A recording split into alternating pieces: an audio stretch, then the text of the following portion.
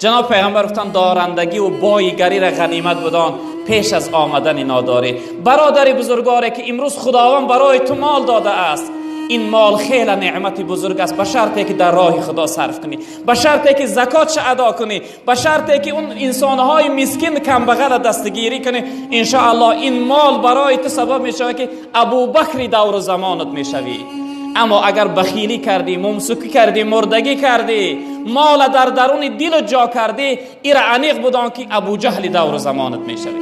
ایرا عنیق بدان که این مال تو در روز قیامت تبدیل به یک مار سیاه می شود که تمام اعضا و بدنی تو را فرو میگیره و تو را عذابی نوع عذاب ها برای تو عذاب میده. غنیمت بدان. من بسیاری دارنده ها را میبینم که امروز به زانو زدگی هستند.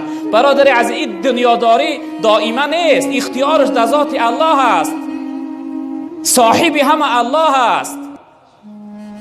در حقیقت مالکی اصلی خداست. این امانت چند روزه دست ماست، دائمی نیست. برادر عزیز، بسیاری انسان دارنده امروز به زانو زده است، دردمند شده، کسل شده، از غم و فکر ناداری را، از غم و فکر قرضداری را به یک حالت خیلی دشواری و سخت زده. به همین خاطر برادر که امروز دارنده هستی، دارندگی را غنیمت بدان، در راه خدا صرف کن، سستی نکن، بخیلی نکن، تنبلی نکن، مردگی نکن. والله قسم مال همراهی نمیبری، فقط یک کفن زیاد نمیبری.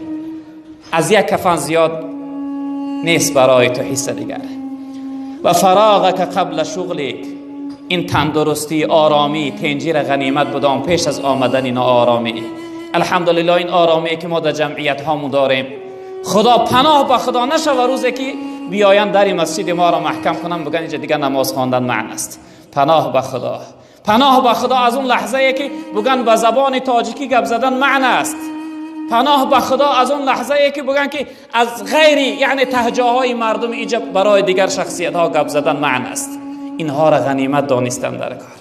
اینا خیلی یعنی نعمت های بزرگ هستند.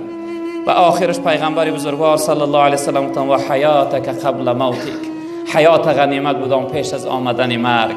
یک لحظه زندگی حیات بهتر است از هزارها سالی که در خاک خواب می روی. یک لحظه زندگی حیات اگر یک بار الله بگوی یا سبحان الله الحمدلله بگوی، از هزارها سالی که در خاک خواب می روی این یک لحظه زندگی برای تو بهتر است. اما اگر لحظه عمر در غفلت و گناه باشه، یک لحظهش برای تو بدتر است، بسیار تلخ و سخت است. و این خاطر ما و شما به قدر این لحظه های زندگی برسیم.